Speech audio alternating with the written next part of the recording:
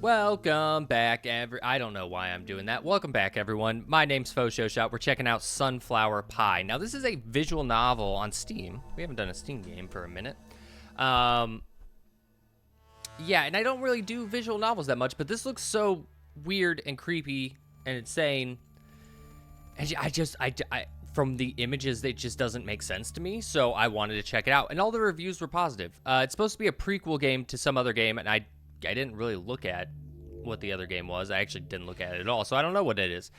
But yeah, let's jump straight into this one. I'm sure it'll be a lot of me reading. Yep. The smell of burning skin pulls me from my bedsheets. A pair of hungry sunflower amass in a tight cluster outside my window. Excuse me?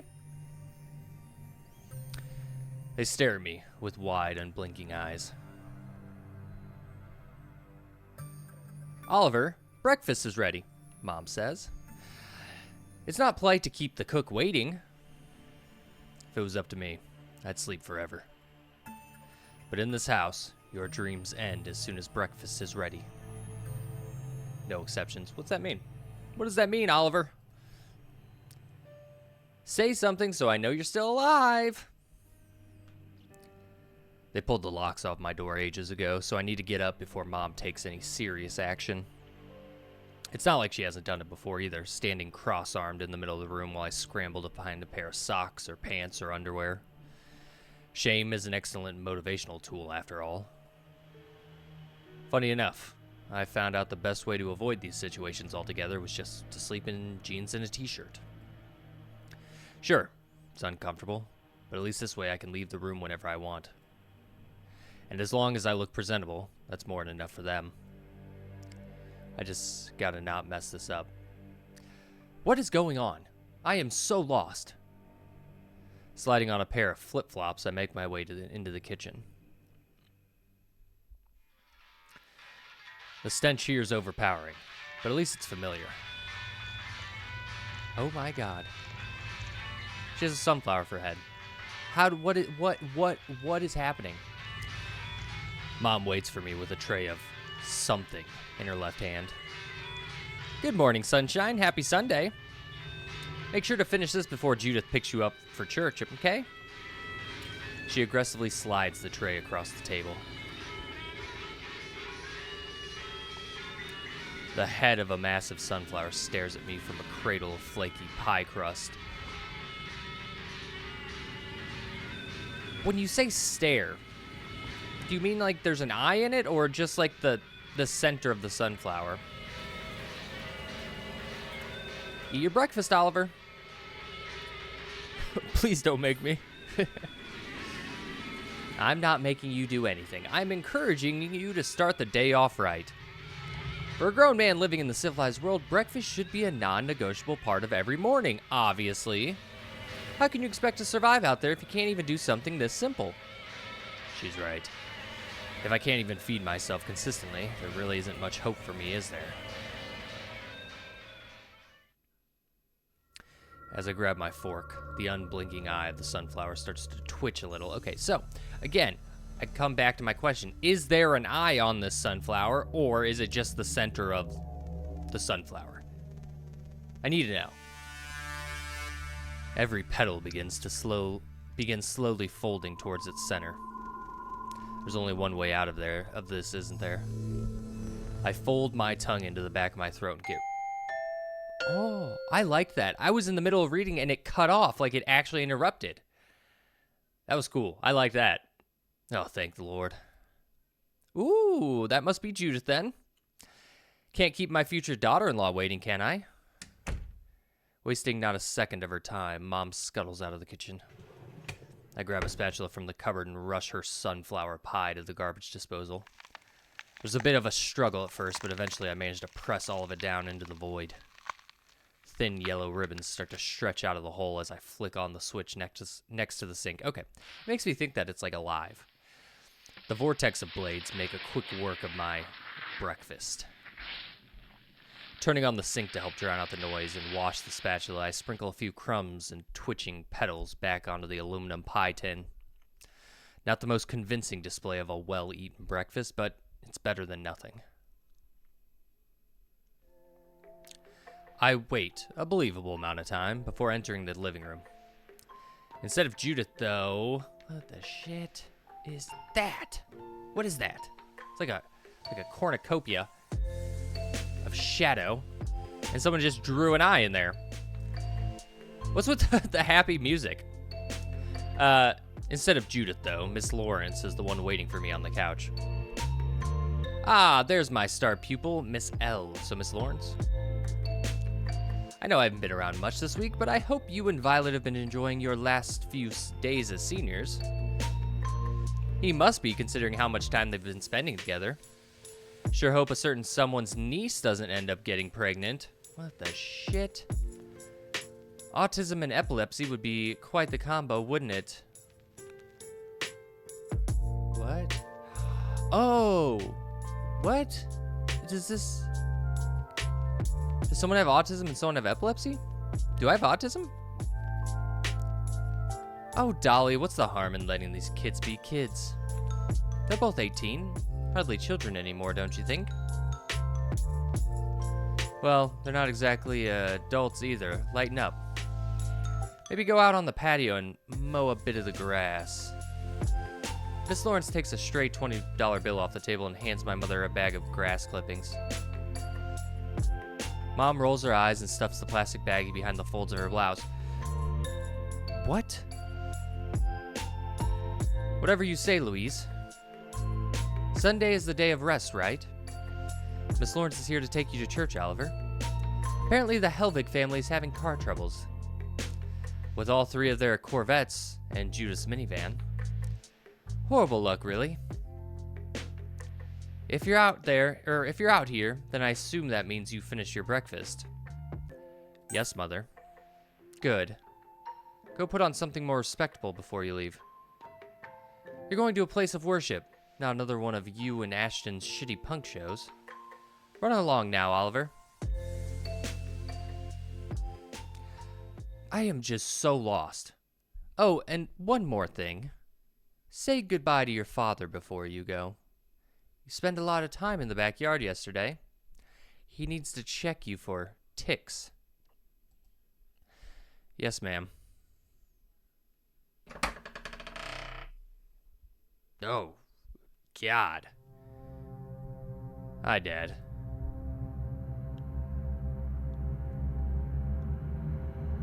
What do you want? I'm going to church and then spending some time with Violet. I won't be back for a bit, so...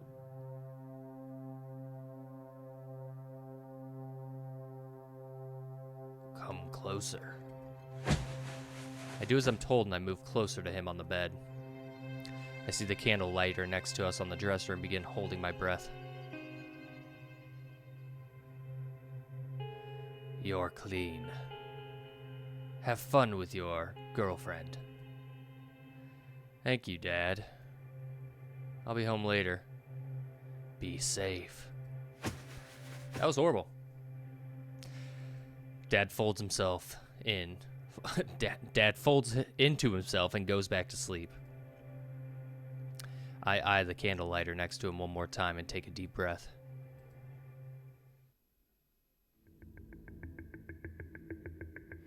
Miss Lawrence declines to stay for coffee and escorts me out the door. Christ on a cracker. What on earth happened to you, Dolly? Miss Lawrence pinches the bridge of her nose and says, okay, Dolly's my mom. She's calling my mom Dolly. Okay. I thought it was like a pet name, maybe. I don't really know. Miss Lawrence pinches the bridge of her nose and sighs. Where's her nose, huh? Sorry, that was unprofessional of me. Are you doing all right now, kiddo? I feel like I'm having a nightmare. If it's any comfort at all, there's no such thing. Don't worry, nightmare or not, I won't let anything happen to you. You're all gonna graduate one way or another. Otherwise, I wouldn't be a very good teacher, would I? But enough of that. Let's get you where you need to go. Miss Lawrence lets the Helvig twins, Judith and Andy, know that I'm on my way to their house. She says that Violet will be waiting at our normal spot on the beach once I'm done with everything else. She urges me to enjoy my time with her. Other than Andy ducking out for a jog mid-sermon, church is normal as normal can be. And after a wonderful lunch of very normal fried chicken, very normal sweet tea, and exceptionally sweet biscuits, Judith and I find ourselves alone in her bedroom. Judith, you got a heart for a head. That seems weird. Are you the one with epilepsy? Is that what it was? I still don't know if that's true. Like, I have anything. I don't really know what that comment was. Judith and I find ourselves alone in her bedroom. It's just not fair. You're skinny, but it's not like you're starving yourself. There's no reason you shouldn't be allowed to prepare your own meals. Judith, the oldest of the twins. The girl has been my best friend for as long as I can remember. For her, speaking is easy. I close my eyes and take a deep breath. A deep, healing breath. Thank you, Judith. But it's no big deal, really. Yes, it is, Oliver. Look, sunflower pie is probably just the newest homeopathic craze sweeping the nation. Her support group likely recommended it to her after browsing the internet for 5 minutes. This will pass just like any other fad. It's whatever. It's whatever. They're trying to cure you again. I keep mixing up their voices for some reason. Ugh. I can only shrug.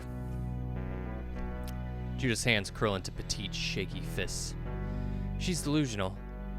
Sunflower pie? Seriously? Whatever your mother thinks she's feeding you, it doesn't exist.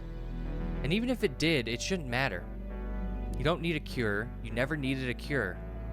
You've kept me in your life since we were children, and that's no accident. It's clear Miss Lawrence did a good enough job teaching you, so why do your parents even care? I don't know why they care. I don't know why they care, but they do. You can't really change what people care about. It doesn't matter if I've improved, not really. They won't stop caring until I'm either normal or dead. That's just the way it is. Or? Judith begins to anxiously chew the inside of her thumb. Or what? Or until they think you're dead. Excuse me? Come live with me. Live with you? At least until the summer ends and you and Violet go to college. You know I can't do that. Why not? It feels dishonest. Oliver, they're only gonna get more insane the closer you get to moving out for good. But my parents are cops. We can keep you hidden. I'll keep you safe. You don't understand. What don't I understand? It's dishonest in more ways than one. I don't like lying to people. That's your reason? God, I don't like how her head beat. The heart beat when she said that. Ugh. Don't be selfish. If anything happens to you because of them, I wouldn't be able to live with myself. Don't say things like that. I'm not your responsibility. Of course you are. Judith, please. Judith's hands jolt away from me and slowly curl back into her lap. She looks meekly at her feet. Damn it, I'm shouting again. Damn it. I shouldn't have said anything. What's the point of being able to speak if I'm gonna keep losing control? Do I have a sunflower head? My parents have sunflower heads. Do I have a sunflower head? What's the point of talking if it just creates more chances for Judith to hate me? I feel a deep wave of shame pass over me as I look her way. I'm sorry. I didn't mean to yell at you.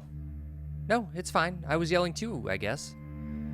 Besides, I'm sure she yells at you all the time. It's normal. That's no excuse. It's not your fault. A person's home should be a place of rest and relaxation. It should be safe. You just need a calmer environment, I'm sure. Can this not pulse? I just really don't like it. So let me help you. See, that's what I'm talking about. Huh? You're sure that's what I need. You're confident about it.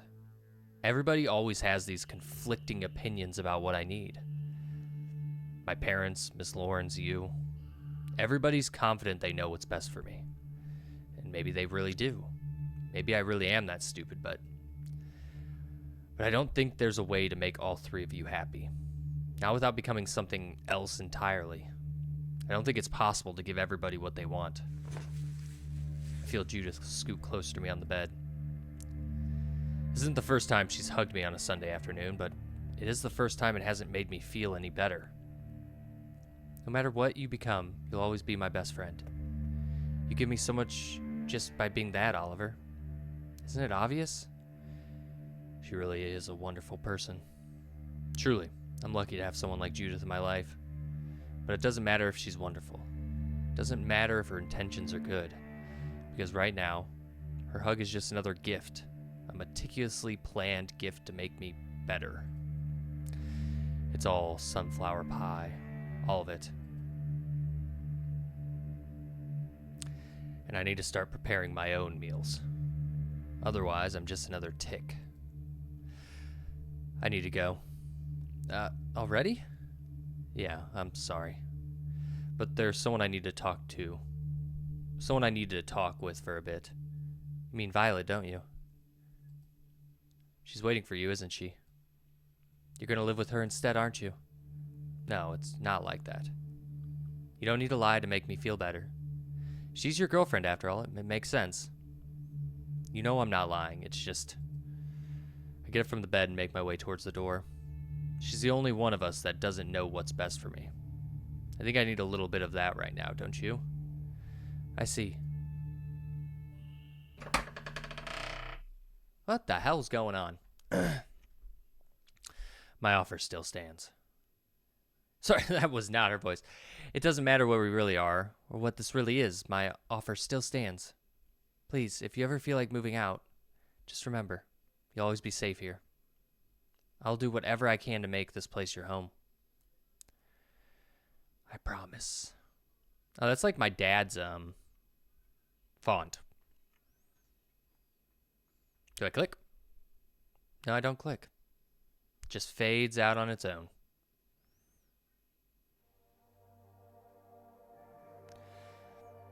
There are many safe ways to remove a tick from your body, apparently. Emil told me about them recently. He told me last time him and Ashton and I went camping. Spinning around it with a cotton swab, gently using tweezers. Even the basic soap and water works if you're patient enough. As time goes on and our species continues to find more creative solutions to each and every problem we face, the list of ways to effectively and safely remove a parasite from your body will likely grow and grow. But these are things a 6-year-old doesn't really know. When you're 6 years old, you just have to trust your parents that everything will be fine. So when your father says the only way to kill that tick you picked up in the backyard is to burn it off, oh, God. Well, why wouldn't you believe him?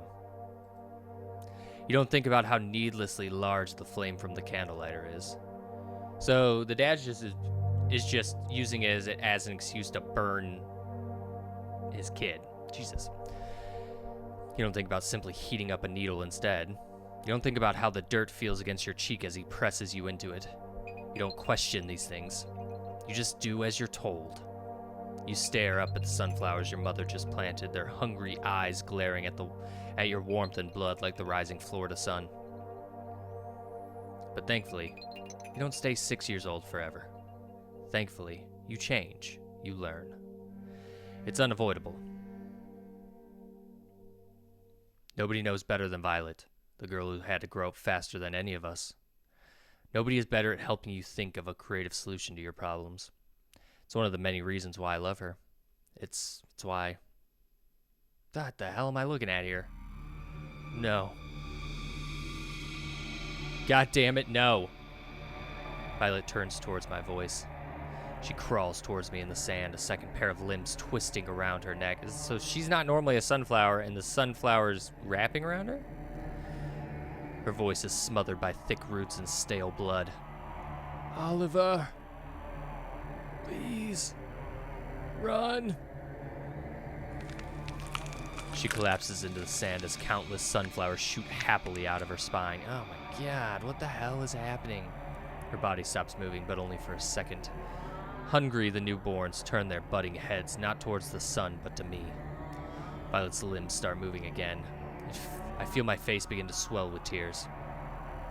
Oh, is my dad? You. What did you do to her? I did nothing. She was already covered in ticks. She was already sick. It's nobody's fault. Shut up. I grab the candle lighter in my pocket and jab it into his leathery gut. I rest my fingers on the trigger and stare into his unblinking eye as Violet's corpse shuffles towards us. Do it. Bite the hand that feeds. It doesn't matter. You're still covered in ticks. You will always be diseased. I feel my blood begin to boil, but then, like cold water rolling over dry, hot sand, something changes.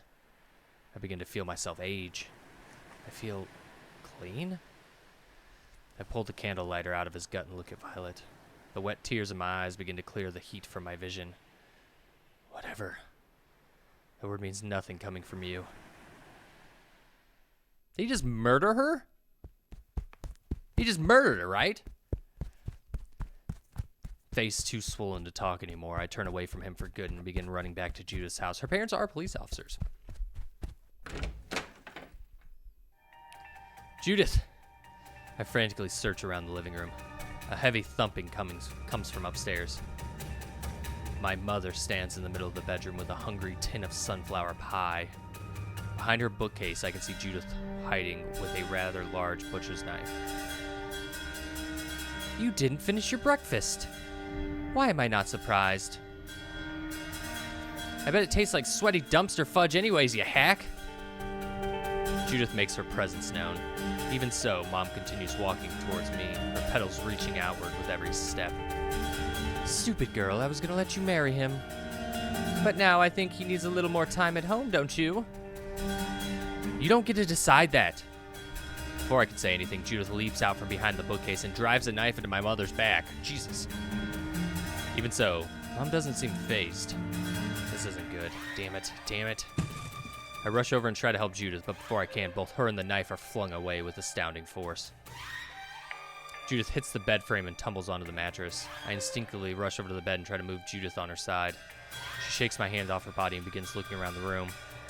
Don't worry about me. Where's the knife? Where's the knife? Ugh. Judith grabs my chest and pulls me closer onto the bed.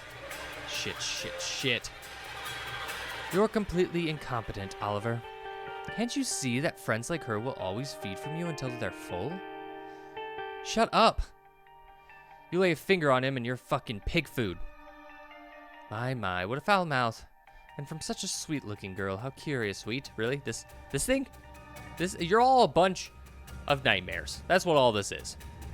See, Oliver, you can't even recognize when somebody's taking advantage of you. And that's because they root themselves in the back of your neck. That's why you need us to point them out, to burn them off your body. Mom lifts the sunflower pie towards my face. Now, eat your breakfast. That gunshot? Something loud cracks through the air. And a second time, and a third, and a fourth, and a fifth.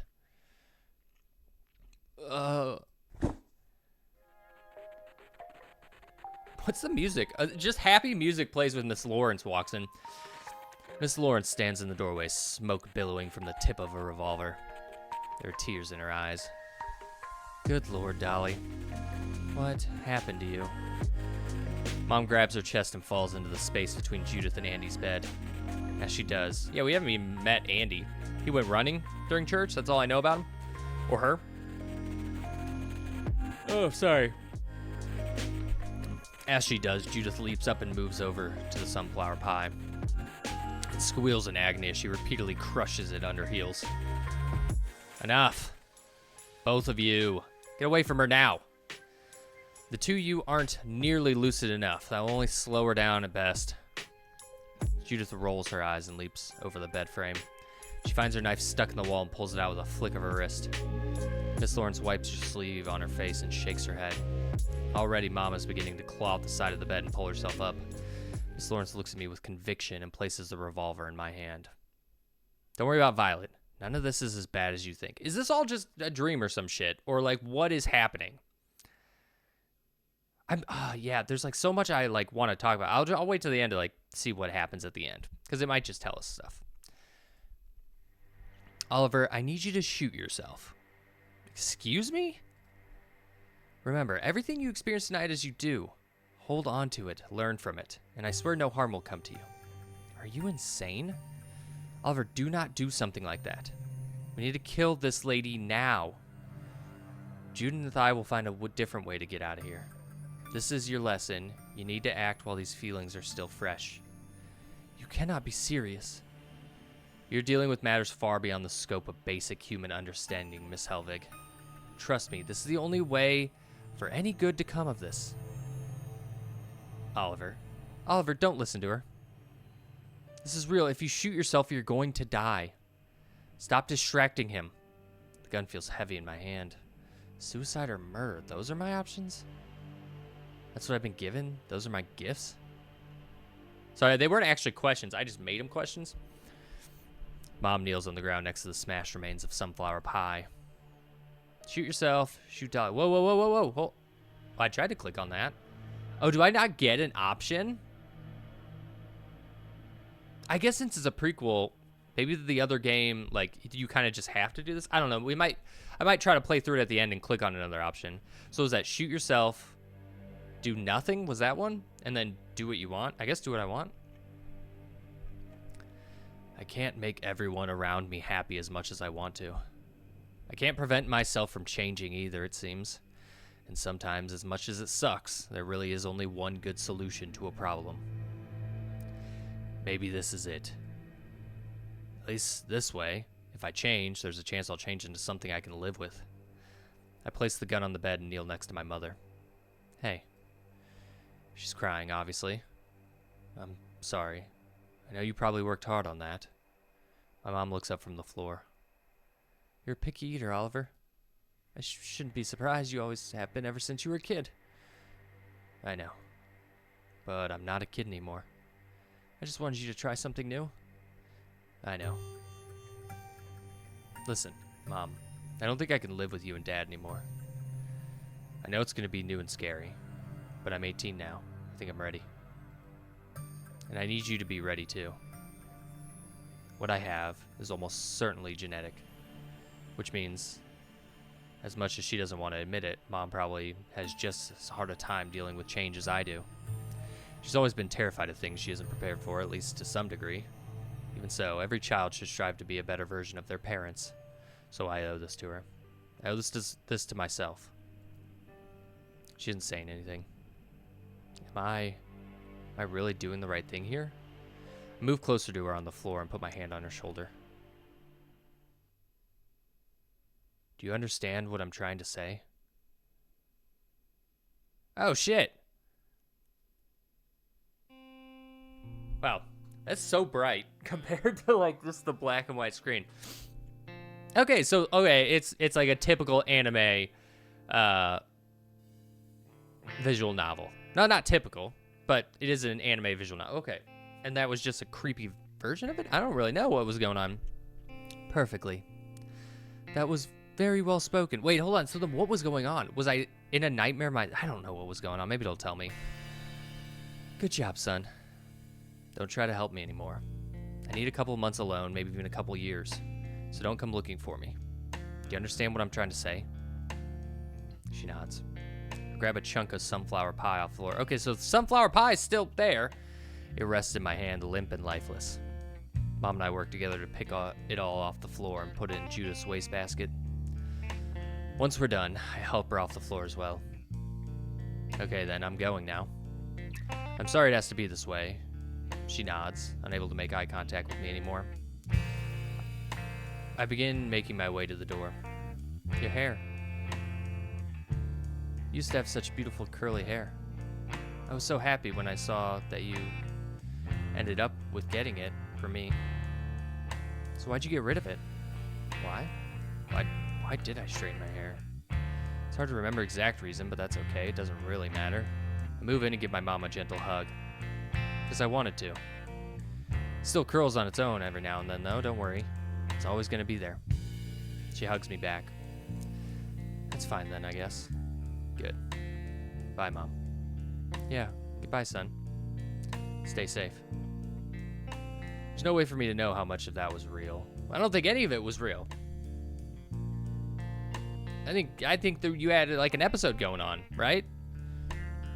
Oh, so hold on. Do I actually have autism? Is that what it was? And they're trying to like cure me and make me like normal, right? Is that the story? I think that's the story. I don't really know. You guys can let me know if you know. Then again, it doesn't really matter. I know what I need to do now. I hand Miss Lawrence back her gun. It's done. I suppose it is then. It's tempting to be homeless for a while. Sirens Call Florida's a nice town. There's lots of places on the beach where I could sleep. I don't know why, I just don't picture this whole story taking place in Florida. It's not like I have that much to carry around either. I'm certain I can pull it off, at least until college. Something tells me the solitude would give me plenty of time to make sense of all this. It'd give me time to write. However, I can think of a few people that might be against that idea. Oliver, I know. Your offer still stands. Thank you. So is he gonna live with Judith? I walk out the door and into the morning light. Surprise, no one. The Florida sun is delightfully oppressive. Just give me a day or two to sleep on it, okay? Oliver's story will continue in Siren's Call. Escape velocity. Okay. What the shit was any of that? So was that just like an episode I was having where I was just seeing things? Like that's how I was processing the horrible shit that was going on. I was just processing it as that. Man, that's weird. Okay, I want to see if you can actually choose another choice. So let me jump through this. Oh, sweet. I can just hold control and it skips through everything. Okay, so I think this is it. I'm going to try to like keep this up. Oh, yeah. So you can literally only do what you want. All right, everyone, that was Sunflower Pie. I know it was a little bit different, being a visual novel and all, and we haven't done too many on my channel. I think we've done a few, though. Very cool stuff. I actually really enjoyed that. I don't know how I feel about... I liked this part, right? When it transferred over into, like... I'm just not, like, a big fan of, like, anime visual novels, really. I don't know. I guess I kind of am. I don't know. They're cool. I don't know. This, like... creepy horror aspect of it was very nice. I really enjoyed that. But yeah, again, you don't really know what the story is, but I'm guessing it was just abusive parents and that type of stuff trying to make their son better when he doesn't really need to be. At least that's my interpretation of it. So I hope you enjoyed this. By the way, this was like 80 cents, this game, which was pretty cheap. But yeah. If you'd like to play it yourself, you can find a link in the description below. Make sure to hit that like button, subscribe, and share. And yeah, I hope you enjoyed. Thank you for watching. Have a wonderful evening. Goodbye.